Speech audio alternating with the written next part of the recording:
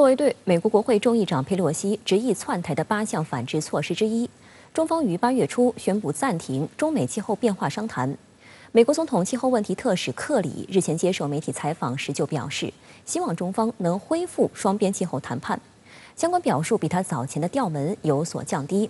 而中方就回应表示，与美国恢复气候商谈取决于华盛顿为消除佩洛西访台产生的负面影响所采取的行动。中国外交部周三在发给路透社的一份书面声明中表示，美方应消除佩洛西赴台的负面影响，这是中美气候变化合作不可或缺的条件。声明也表示，中国将继续积极参与气候变化国际论坛。作为对美国会众议长佩洛西8月初窜访台湾的回应，中方于8月5号暂停了与美国在多个领域的双边合作，当中就包括暂停中美气候变化商谈，而这也被外界视为中方此次反制中力度最大的一项措施。当美方已经破坏了中美关系的基础的时候，那对于中美之间的一些此前正在进行的合作，包括已经取得成果的合作，比如说气候变化方面的合作，必然会产生巨大的影响。这并不是说中方主动后退，而是在美国做出错误举动之后，我们需要一个新的起点，需要重新出发。而这个重新出发的关键的因素是，至少美国要在涉及到中美关系的关键问题上，涉及到中国的核心利益的问题上，做出正确的表态，要消除此前的负面影响，这才是中美在气候变化问题上重新出发的基础。周二，美国总统气候问题特使克里在接受《金融时报》采访时表示，希望中美两国能在11月举行的联合国气候变化框架公约第27次缔约方大会前重新走到一起，并敦促双边谈判能够尽快恢复。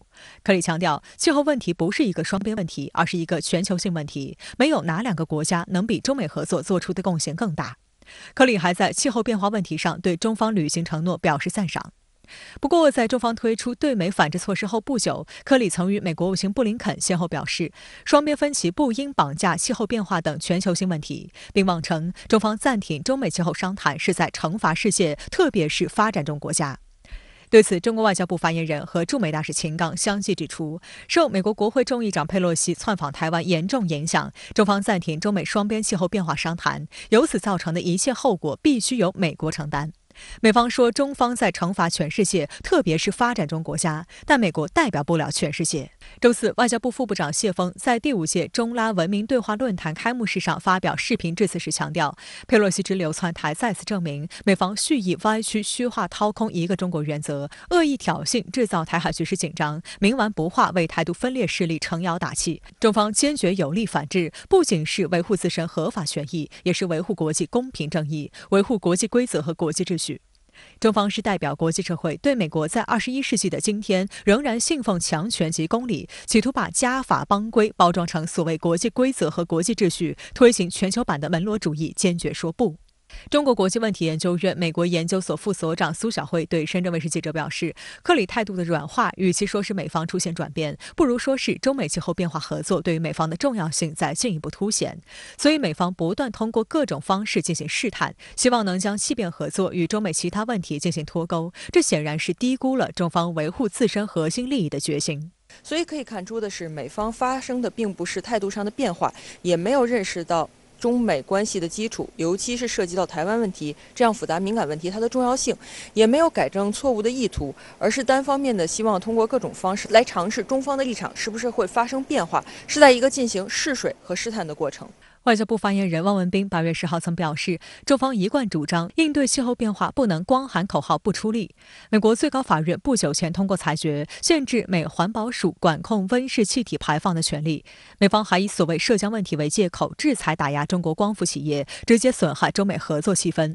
也直接损害了中国和其他国家应对气候变化的努力。这种自相矛盾的做法让外界质疑美方应对气变的能力和决心。美方应认真履行应对气候变化历史责任和应尽义务，不要为自己的不作为四处找借口。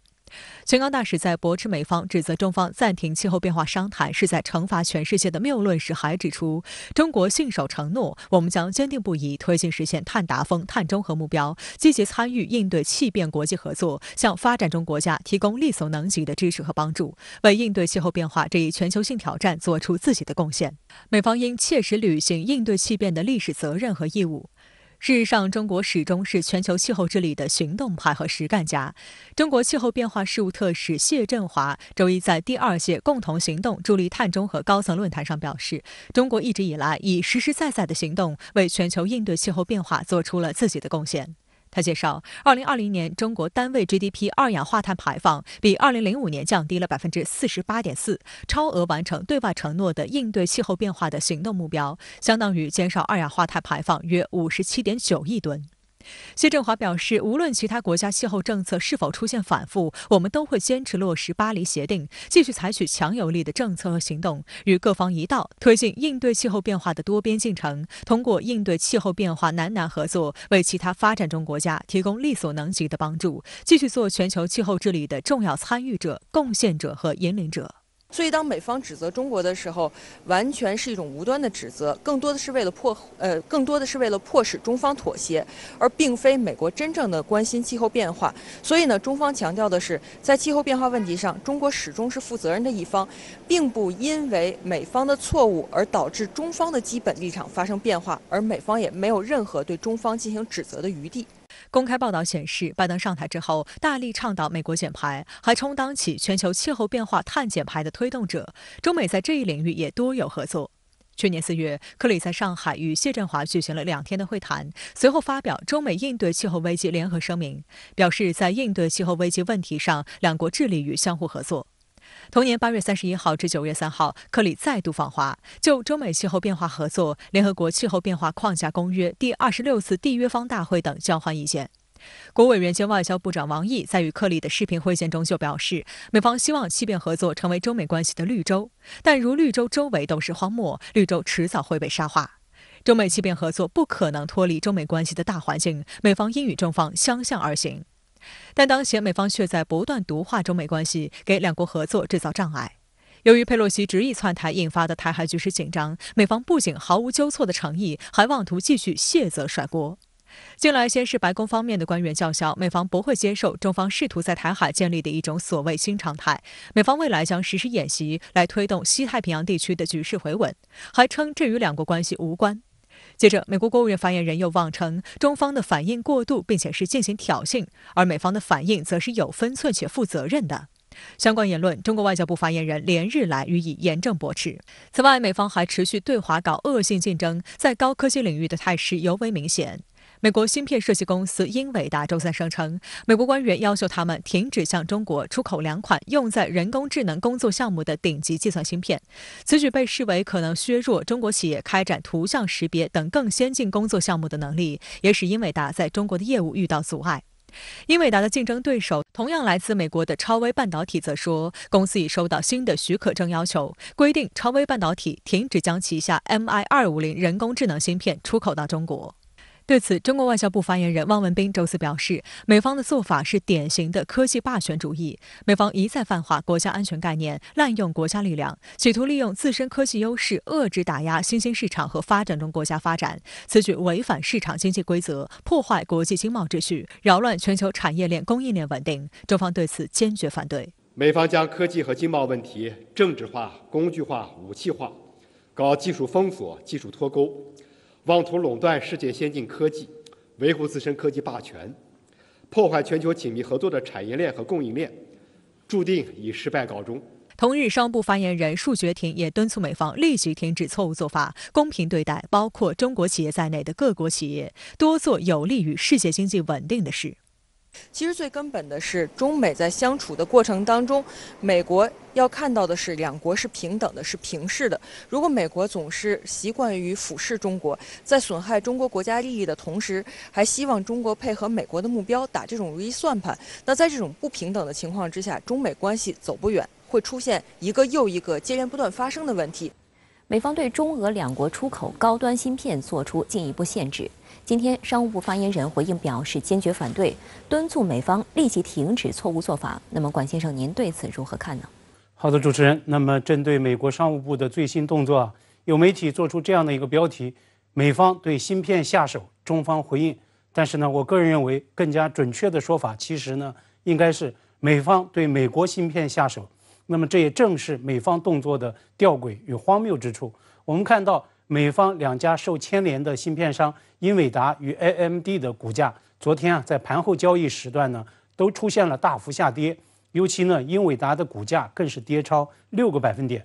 但是我认为更应该注意美方最新限制的这个披露方式。实际上，它是由美国企业作为受限的一个苦主，它依据上市公司信息披露规定来发布的。也就是说，如果英伟达对外不披露，限制令可能一时半会儿还不会曝光。套用一句股市的规管用语，美方最新的芯片出口限制是以所谓窗口指导方式进行的。那么这么干更加隐秘、更加聚焦，指向性也更强，当然也更加没有底线。在回应美国 CNBC 财经电视台有关最新限制的查询时，美国商务部发言人仅仅是发布了一份含糊的声明，声称当下不会对外公布具体的政策变化。为了保护美国国家安全以及外交利益，美方将会继续在技术、终端应用以及终端用户领域全面采取必要的额外行动。所以声明的潜台词很明显，类似更加隐秘、更加聚焦的窗口指导式的规管仍然将会延续。那么它所传递凸显的正是美方对华大打芯片战、高科技战的一个新的动向。那么美方对华打芯片战、高科技战有哪些新的动向呢？今天美国 CNN 电视台就此发自香港的报道有一句点睛语说 ：“The new rules are a reminder of how U.S.-China tensions remain high over business and tech。”美方新规彰显美中在经贸科技领域的关系往来紧张延续。我个人认为，美方推进对华芯片战、高科技战是全政府行为，也是驴象两党的共识，更是拜登政府所谓对华全面战略竞争的一个主战场。此前拜登签署所谓芯片法案，极力拉拢构建包括台湾方面在内的所谓芯片四方联盟。佩洛西悍然顶风窜台，引发台海轩然大波。但是他在登台快闪期间，也特别安排与台积电的高层会晤，包括由美国企业上市公司信披公告最新捅出的美方限制小动作等等，这些都在强化这样一个态势，也就是美方对华打芯片战、打高科技战，乃至在特定领域推动脱钩，既是系统行为，也是长期目标。它既有所谓的目标设定，也有战术层面的推进手段的细化与完善等等。现在看来，即使付出类似英伟达式杀敌800、自损3000的这样的惨重代价，美方也是在所不惜的。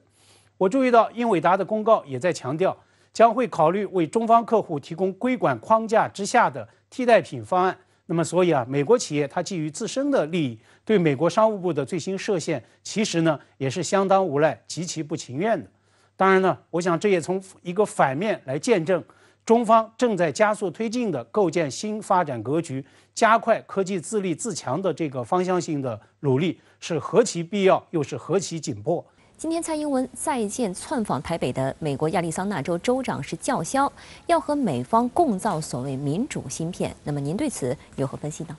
美国3获普利策奖的专栏作家托马斯·弗里德曼这2年有一个颇具迷惑性的提法，所谓深度产品，它当然是对应浅层产品而言的。那么浅层产品包括穿在身上的衣服、穿在脚上的鞋子、窝顶上的太阳能面板等等。弗里德曼就解释说，此前40年，中国对美出口主要是在输出浅层产品，而美方输华的很多是深层产品，包括电脑、软件等等。弗里德曼的话语逻辑是，当中国对美只是输出浅层产品，美方不会有太多的政治考量。但是在过去10年间，中国依靠自身的技术发展与进步，实现价值链的提升与跨越，开始向美国发售类似华为5G 设备的这样的高附加值的深层产品时美方对附着在深层产品上的所谓价值观与社会制度的疑虑就被大大激发了，于是碰撞不可避免。那在我看来，弗里德曼这套壳其实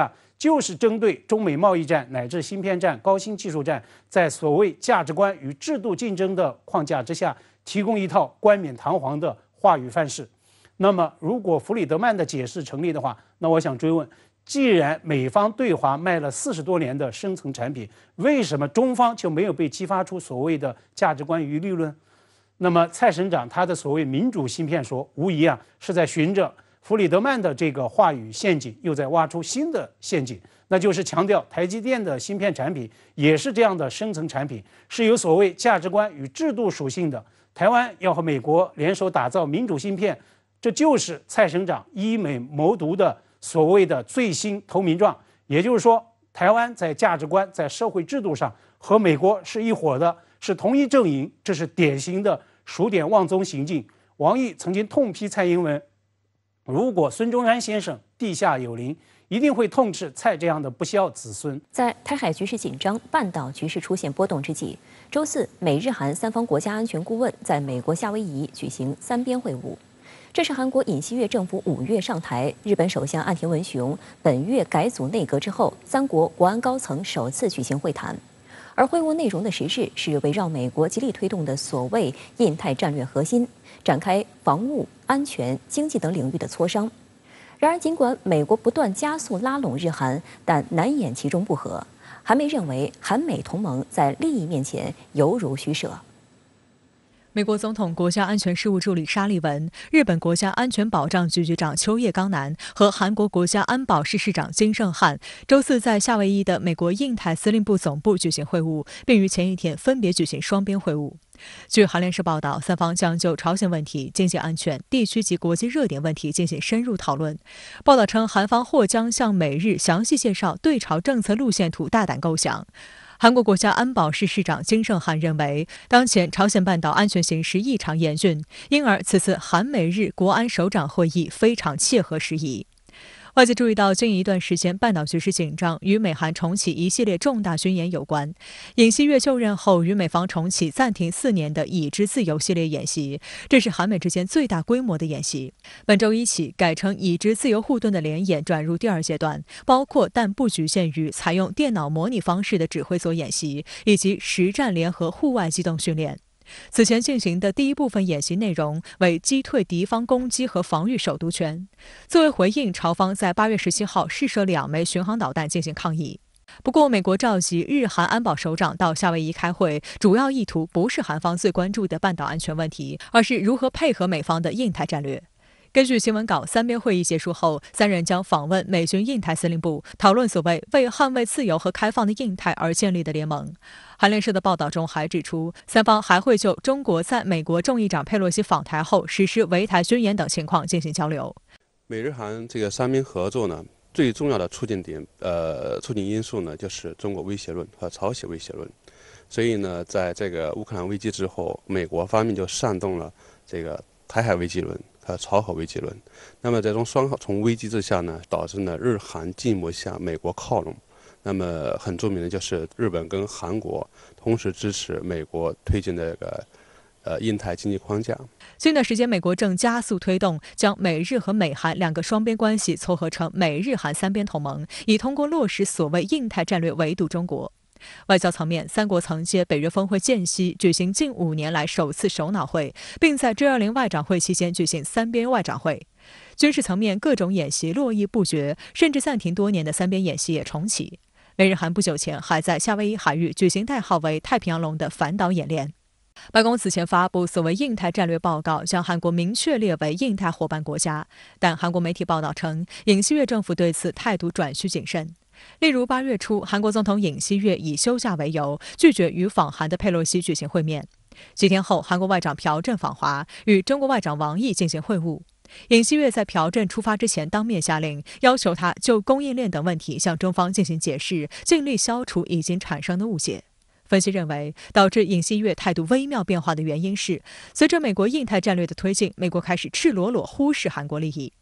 韩媒近日关注的焦点是，拜登推动的通胀削减法案对韩国电动汽车进口实施限制，严重损害韩国支柱产业的利益。韩国中央日报刊发的题为“拜登密语被戳破，国家利益面前价值同盟犹如虚设”评论文章中指出，拜登签署通胀削减法案再次唤起了国际关系中一个平凡却冷静的真理：在国家利益面前，价值只是名分而已。这也是尹锡悦政府上台后，在将外交重心转向于美国的价值同盟的过程中暂时忘记的命题。在亚太里面，实际上它是有双重目的，我们叫双重制衡。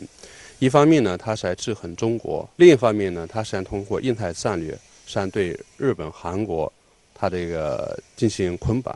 从而迫使日本、韩国呢在半导体产业上面向美国进行输送利益，所以这就导致日本跟韩国里面它会产生一种疑虑，美国它的对策是单边主义的。那么在这种情况下，就是日本、韩国跟美国这个双边矛盾会进一步凸显。相关话题来连线特约评论员吴卫，吴先生你好。美日韩三国的国家安全事务官员周四在夏威夷举行双多边会谈，这也是韩国总统尹锡悦上台以来的首次美日韩高级别国安对话。那么您对此怎么看呢？是的，程倩，美日韩军事同盟一直以来都有一个特点，挺有意思的，那就是这个三角形并不稳固。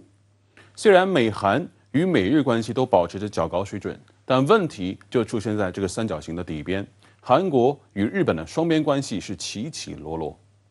原因是多层次的。首先，韩国与日本有着一段极不愉快的历史纠葛。日本侵略韩国，甚至妄图实施殖民统治的那段历史给韩国上下留下了非常负面而深刻的记忆。其次，日韩之间围绕部分海域以及岛礁存在领土纷争，这是一个谁也不会轻易让步的博弈。最后，关于朝鲜半岛局势的稳定，日本一直扮演着一个看热闹不嫌事大的挑衅者角色，给朝韩双方开展工作制造了许多麻烦。但上述几点只是问题呈现出的几个方面这些问题时而凸显，时而潜藏，是不是拿出来说事儿，节拍器往往掌握在韩国政府手里。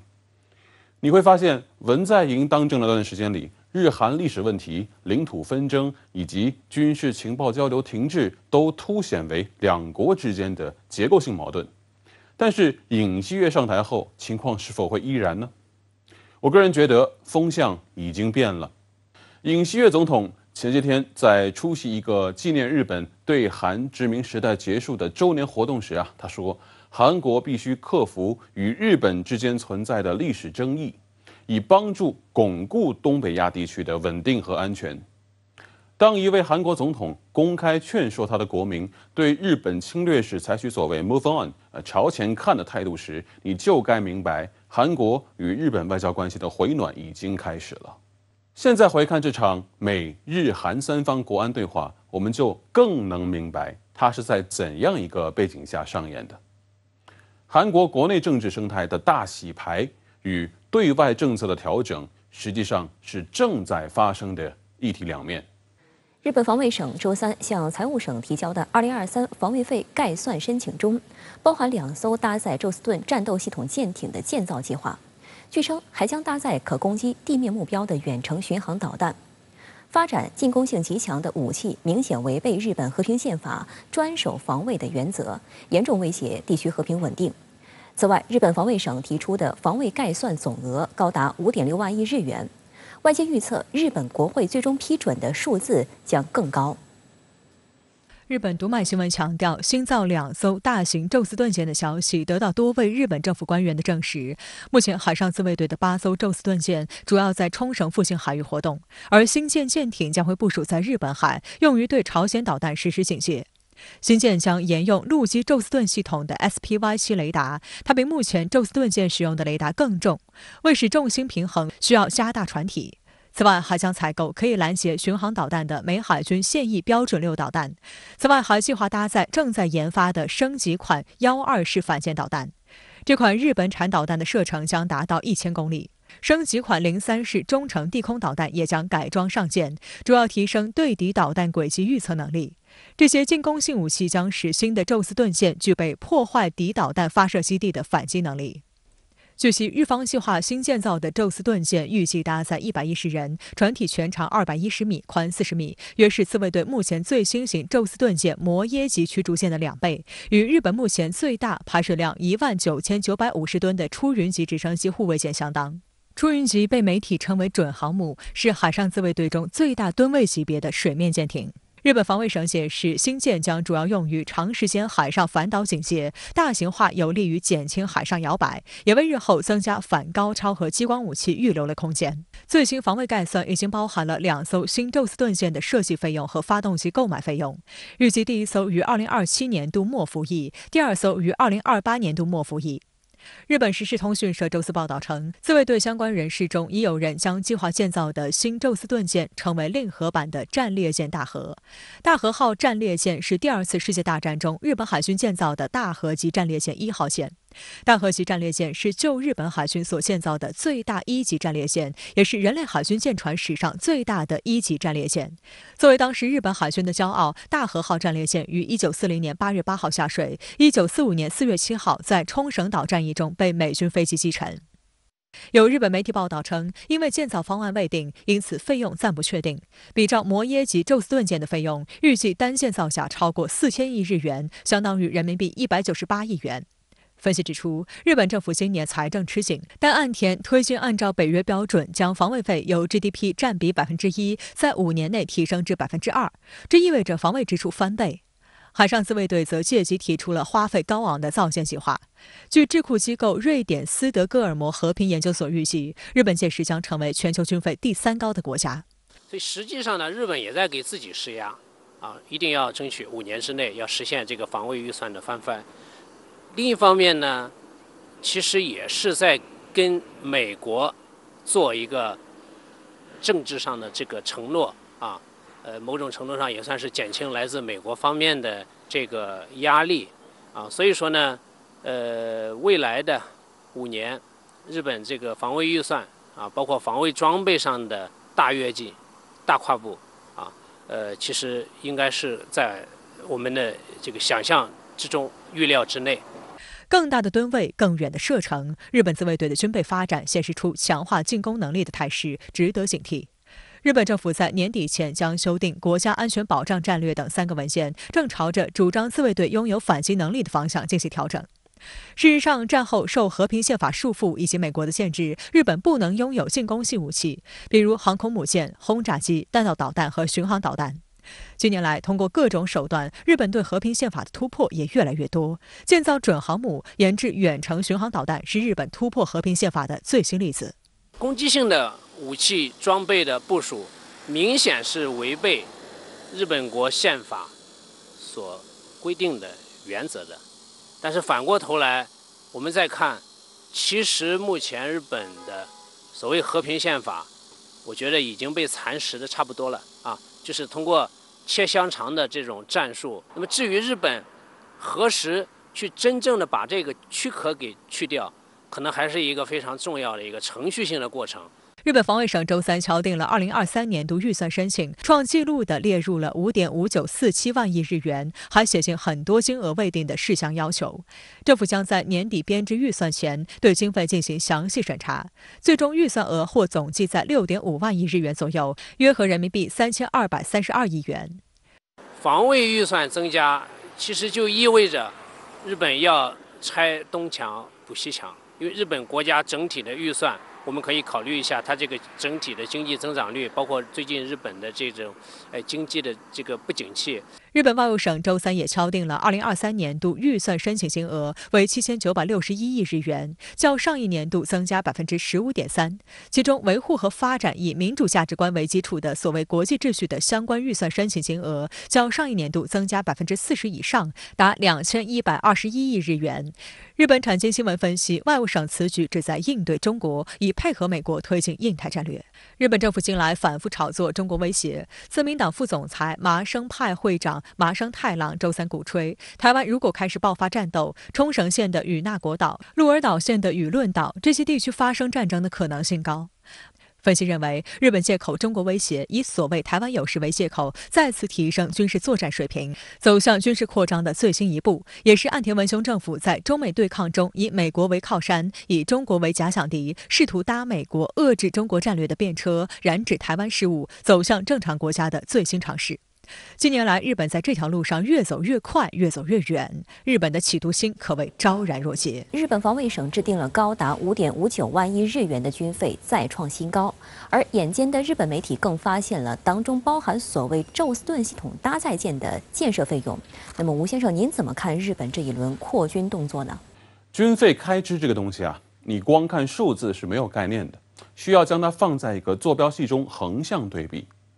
日本的军费开支是一个什么水平呢？我直接说结论2021年一共是541亿美元，与英国、沙特、德国、法国、韩国处于第3梯队，世界排名大概是第9的样子。也就是说，假如你完全不了解日本在2战历史中犯下的罪行，不了解这个国家是被和平宪法所约束的，那么你很可能会觉得这根本就是一个21世纪的全面军事强国。是的，日本的军费开支越来越多了，像极了一个所谓的正常国家。然而它并不是，这就会带来一个伦理问题。一支以自我防卫为目标的武装力量，为什么要花那么多钱去整那些武装到牙齿的进攻型装备呢？更耐人寻味的地方还在于日本政府还非常善于玩偷换概念的文字游戏，将直升机航母称作所谓直升机驱逐舰已经是老梗了。最新的指鹿为马是将巡航导弹称作后发制人的反击武器。军事词海要是由日本人来编写，我想现在国际上不少军事专家都得回去复读重修了。我在过去的节目里已经反复讲过，日本自卫队已经早就不是一支防卫型的军队了。若以现实主义角度出发去解构它，日本自卫队具备了进攻实力，因为他们的建军目标早就已经悄悄转变了。在对历史问题缺乏深刻反省的前提下，军队建设却已经走向了所谓正常化，这恐怕会是东亚地区不稳定因素增加的重要原因之一。至于预算案中的宙斯盾系统搭载舰，我认为目前这个方案还处于媒体盲猜的阶段。日本作为东亚各国最早拥有宙斯盾舰的国家，从金刚级到爱宕级，再到摩耶级，乃至他们自主研发的秋叶级，他们对这个宙斯盾系统的使用经验是仅次于美国海军的。眼下，他们暂时的被韩国海军的世宗大王级、中国海军的055万吨大驱后来居上了。也许在日本防卫省看来，有必要研发新型的万吨大驱乃至巡洋舰，满足一种别人有的我也要有的形态。在这样的这种动机的驱使下，东亚很可能会兴起一轮军备竞赛。苏联最后一任领导人戈尔巴乔夫周二在俄罗斯首都莫斯科的一家医院病逝，终年91岁。他的葬礼将于周六举行。戈尔巴乔夫去世消息传出后，大批西方政客和媒体却突然以悼念为由头，将他和俄罗斯现任总统普京对立起来。在当前俄乌冲突持续的大背景下，西方通过这种踩一捧一的政治宣传套路展开舆论战。颇为讽刺的是，美方极力吹捧戈尔巴乔夫的同时，却撕毁了戈尔巴乔夫大力推动签署的中导条约。戈尔巴乔夫的告别仪式将于周六举行，地点在莫斯科工会大厦圆柱大厅，这里也是已故苏联和俄罗斯领导人举行公众追悼会的场地。戈尔巴乔夫基金会发言人表示，告别仪式将由俄罗斯政府的礼宾服务部门组织，并向公众开放。目前尚不确定俄罗斯政府是否为戈尔巴乔夫举行国葬。仪式结束后，戈尔巴乔夫将被葬在莫斯科新圣女公墓及其赖沙的墓旁。值得一提的是，包括苏联领导人赫鲁晓夫、俄罗斯首任总统叶利钦在内的多名政治家、诗人和皇室成员同样安息在此。俄罗斯总统新闻秘书佩斯科夫称，普京因日程安排紧张，将无法参加戈尔巴乔夫的葬礼。不过，普京已于周四先行前往俄罗斯中央临床医院，向戈尔巴乔夫遗体致哀，并在灵柩旁献上一束红玫瑰。前一天，普京向戈尔巴乔夫的亲友致唁电，对其去世表达深切哀悼和慰问。克里姆林宫网站刊登的唁电称，戈尔巴乔夫是一位对世界历史进程产生巨大影响的政治家和国务活动家。他在复杂、巨变、大规模对外政策、经济和社会挑战的时期领导了我们国家。他深刻理解改革的必要性，寻求为紧迫问题提供自己的解决方案。普京还在唁电中表示，戈尔巴乔夫近年来一直从事人道主义、慈善和教育活动。外界注意到普京的措辞十分谨慎，因为戈尔巴乔夫的确是一个改变世界历史的政治家。但对于普京和众多俄罗斯人来说，最痛心的一件事就是苏联的解体，不仅给俄罗斯带来了长时间的大范围贫困，也让俄罗斯在全球政治舞台上的地位被削弱。相比之下，西方对戈尔巴乔夫的评价则一直是吹捧式的。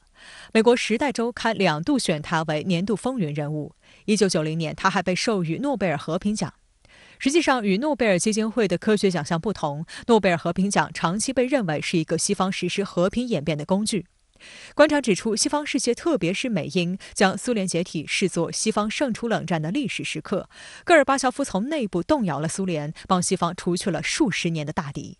但外界注意到，在戈尔巴乔夫去世后，一些西方政客和媒体并不是单纯悼念他，而是在赞扬其任内功绩的同时，将他和俄罗斯现任总统普京对立起来，称普京推翻了戈尔巴乔夫留下的和平遗产，还声称被戈尔巴乔夫终结的冷战又被普京重新打响了。观察认为，西方戴上有色眼镜解读历史是冷战思维的延续，尤其在俄乌冲突持续的大背景下，西方显然想通过这种踩一捧一的政治宣传套路大打舆论战，将责任推给普京，试图在俄罗斯内部制造分裂。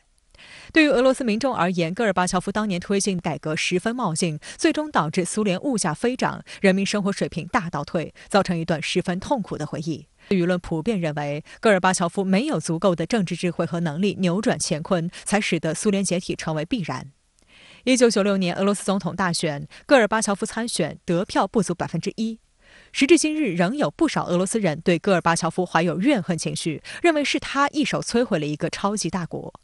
去年是苏联解体30周年，俄罗斯一项民调显示，最惹人憎厌的苏联时代政治人物戈尔巴乔夫居首，远远甩开其他人一大截。在1991年12月25号，最后一次作为苏联最高领导人发表电视讲话时，戈尔巴乔夫曾试图为自己辩解。Судьба так распорядилась, что когда я оказался во главе государства, уже было ясно, что со страной неладно. Всего много: земли, нефти и газа, других природных богатств.